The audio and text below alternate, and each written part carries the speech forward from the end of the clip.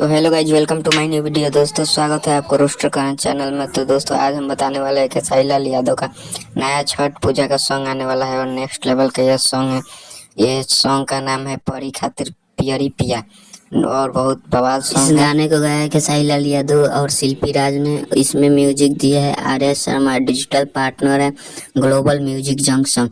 Poster ये बनाया अरुण देव। ये छठ पूजा का सॉन्ग और बहुत बवाल सॉन्ग होने वाला है। खेसारी लाल यादव का नया स्टेज शो हुआ है और देख सकते हो इसमें कितना एकदम तारे की तरह फ्लैश लाइट ऑन किया है खेसारी लाल यादव का पब्लिक। और नेक्स्ट लेवल का यहाँ पे स्टेज शो हो रहा है, जो खेसारी लाल यादव का पहले स्टेज शो था उससे भी काफ़ी ज़्यादा ये और मज़ेदार स्टेज शो है और काफ़ी बेहतर स्टेज शो है। आप स्क्रीन पे देख रहे होंगे।